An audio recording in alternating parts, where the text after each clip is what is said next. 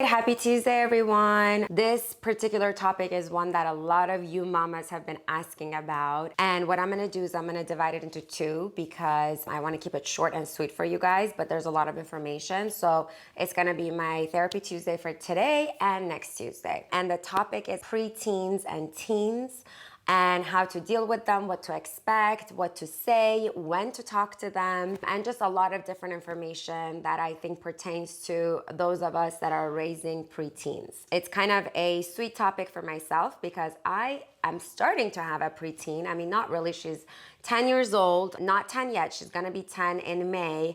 And I'm seeing a lot of those preteen attitudes and behaviors and changes come about. So I think it's one that's pretty appropriate for myself, my sister, some of my friends, and a lot of you that have been asking me about. So I want to start by kind of stating that a lot of what we hear as parents of preteens is don't hug me, and kind of a feeling that they give us that our opinions and our way of parenting doesn't make sense to them anymore, or they don't want to hear it, and a lot of attitude when we come to sort of tell them what to do and what not to do. I think the really important thing here is that we continue giving our guidance and our support regardless of what their attitude may suggest, because they really need a lot of anchoring and support at this phase in their life, maybe even more so than when they were babies, right? Because now they really need our guidance for the foundation of how they are going to be in society, how they're going to think, and how they're going to handle themselves as tiny little mini adults, which is what we call preteens. First, I want to go over what to expect. The first part is that you will come to realize that you're soon being replaced by their friends and by their peers. So a lot of times you feel your child is feeling a certain way and you want to talk to them as you did before, but they say, no, mom, I'm okay. I'm already kind of talking to so-and-so, and they will point their finger at their friends and they will say, oh, it's better for me to talk to them.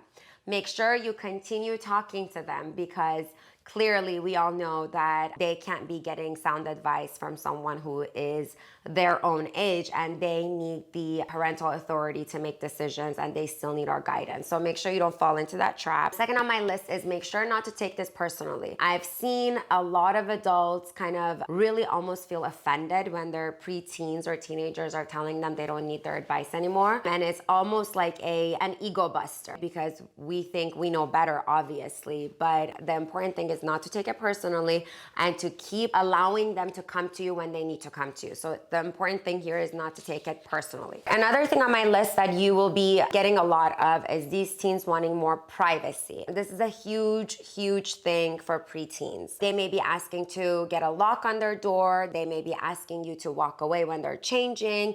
They may be asking you to give them privacy when they are maybe speaking to their friends, or if they have a play date, they might run upstairs to their room because they want sort of that privacy. What not to do here is to give a straight up no. You want them to feel like they are attaining that privacy, but it needs to come at a price. And I always tell my parents that are my clients to give a little and take a little. So they almost need to understand that they need to buy their way into this privacy. So how can you do that? Give them chores. I tell my Sophia, who is turning 10, okay, no problem. You want an hour in your room away from mom and dad and little sister. I get it. But before you do that, you're gonna have to finish your homework and you're gonna have to help me with the dishes. And then you're more than welcome to go upstairs in your room for an hour.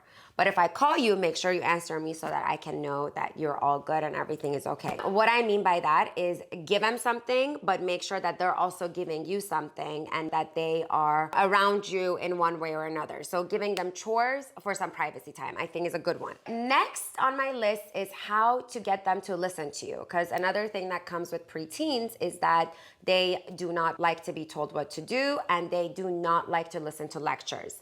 So the best way to get them to do what you want them to do, which is a lot of things, right, is to lead by example. So make sure if you're telling them to pick up after themselves, you are not the one creating the mess, because they will be the first to point it out, and they will be the first not to listen to you or give any weight to what you say, because if you don't do it, why would they do it? So make sure you're leading by example. If you're going to be preaching about something, you are the one that is also practicing what you're preaching. So practice what you preach. Very important. They also will tell you that they don't want to spend a lot of time with you. They might not say it directly, but they'll say like, I'm tired, mom, or can I just take a nap, or can I go on my iPad? So they're constantly trying to push the boundaries and not spend time with you. One way that I think is an ideal way is to have a set schedule of a special bonding time. So I always tell my girls, and clearly the little one is still very small, but I tell them we're gonna have maybe like a mommy and me Wednesday date night, or mommy and me after school Wednesday play date with little one.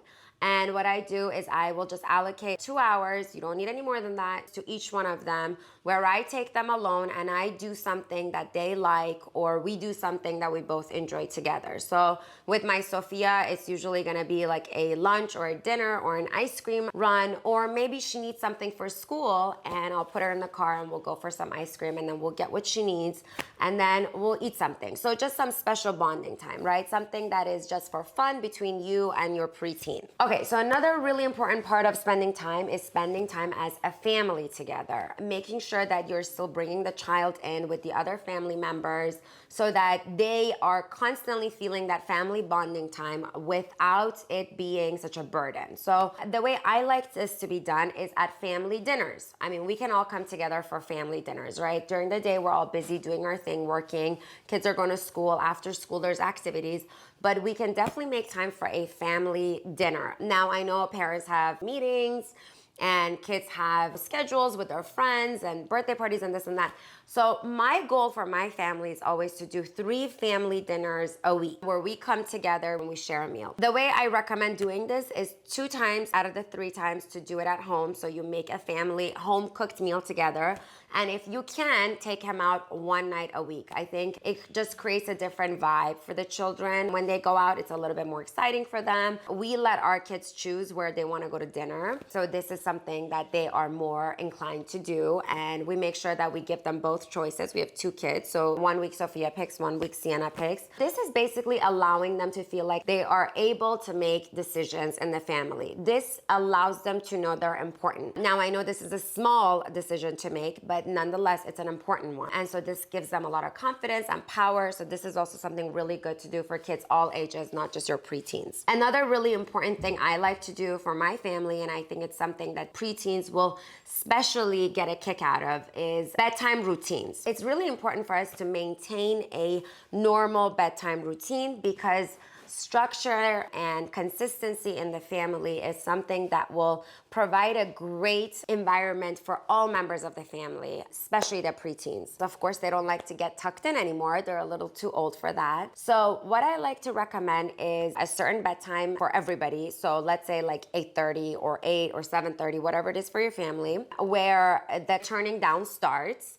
And then you give it 15 minutes from the turning down time to tell them to, okay, now you got to really go to sleep. So this is, if you think about it, very short window of time in your day, 15 minutes, it's not that much, that as parents, you kind of tend to your preteen. So I will go in with Sophia in the bedroom. I'll go over their highlights of their day. So what would you have loved for your day to be different, and what was the favorite part of your day?